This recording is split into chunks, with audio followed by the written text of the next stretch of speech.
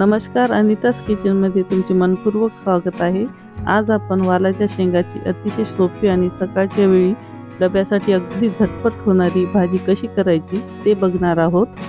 मी येथे गावरान वालाच्या शेंगा घेतलेल्या आहेत। तुम्ही बघू शकता वालपापडीच्या शेंगा वेगवेगळ्या प्रकारच्या असतात, जशा काही पांढऱ्या रंगाच्या तर काही हिरव्या रंगाच्या तर काही मी घेतलेल्या आहेत तशा जांभळ्या रंगाच्याही असतात। तर ह्या शेंगा मी दोन्ही बाजूच्या शिरा काढून तोडून घेणार आहे। तुम्ही माझ्या चॅनलवर नवीन असाल तर लाईक करा, सबस्क्राइब करा आणि सोबतच्या बेल आयकॉनला क्लिक करायला अजिबात विसरू नका।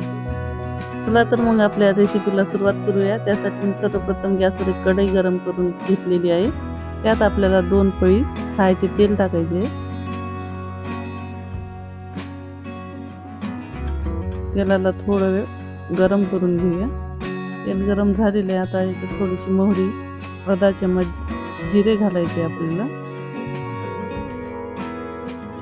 पाव चम्मच हिंग, कढीपत्त्याचे 7 ते 8 पाने, 1 चम्मच लसणाची पेस्ट, थोडंसं परतून घेणार आहोत आपण साधारणतः 1 मिनिट। 1 चम्मच हिरव्या मिरचीचा ठेचा, तुम्हाला आवडत असेल तर घाला, नाही घातला तरी चालेल। 1 मोठा टोमॅटो चिरलेला। आता या टोमॅटोला सुद्धा मिक्स करून घेऊया। आता झाकण लावून टोमॅटो 1 ते 2 मिनिटे मऊसूत शिजवून घेणार आहोत। आपले आता 1 ते 2 मिनिट झालेले टमाटे शिजलेत का ते बघून घेऊयात। बघू शकता आपले टमाट्याने छान तेल सोडलेले आहे आणि शिजलेले सुद्धा आहेत। याच्यातच आता आपण 1 चम्मच धनिया पावडर, पाव चम्मच हळद, अर्धा चम्मच लाल तिखट सगळे मसाले मिक्स करून घ्या। त्याला थोडासा बारीक चिरलेला कोथिंबीर तो सुद्धा मिक्स करून घेऊया। तुम्ही माझ्या चॅनलला सबस्क्राइब केल्यानंतर सबस्क्राइब करून घ्या।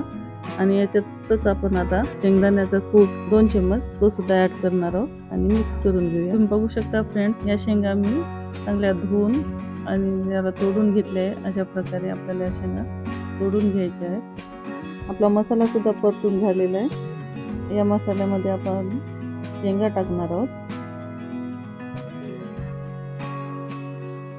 या शेंगामध्ये मी थोडंसं मीठ मिसळून घेतलेलं होतं, कारण आपण मसाल्यामध्ये मीठ टाकलेलं नाही।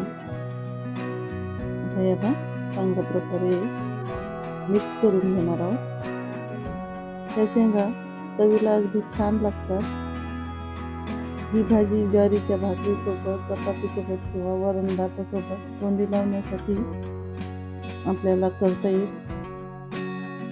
आता या शेंगाला आपल्याला साधारणतः 5 ते 6 मिनिटं मंद आचेवर अशा शिजू द्यायच्या आहेत। या शेंगांना वेगवेगळ्या भागांमध्ये वेगवेगळ्या नावाने ओळखल्या जातात। आमच्याकडे या शेंगांना वालाच्या शेंगा म्हणतात, तर तुमच्या भागात या शेंगांना काय म्हणतात ते कमेंट करून मला नक्की सांगा। आपले आता 5 ते 6 मिनिटे झालेले असेल, चेक करून बघूया आपल्या शेंगा शिजल्या की नाही ती।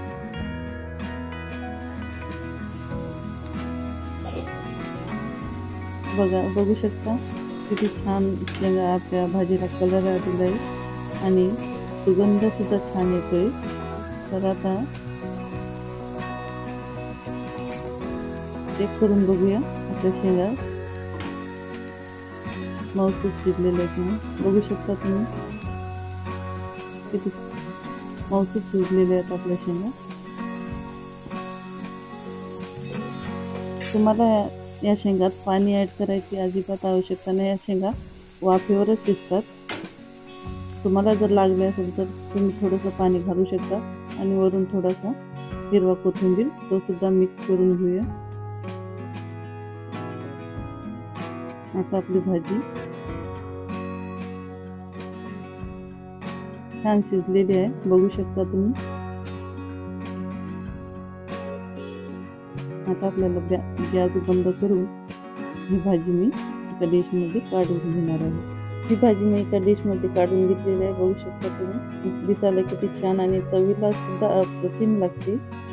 या शेंगाची भाजी अगदी कमी वेळात झटपट तयार होते. तुम्हाला माझा हा व्हिडिओ आवडला असेल तर लाईक, शेअर आणि सबस्क्राईब करायला विसरू नका आणि व्हिडिओ शेवटपर्यंत बघितल्याबद्दल धन्यवाद.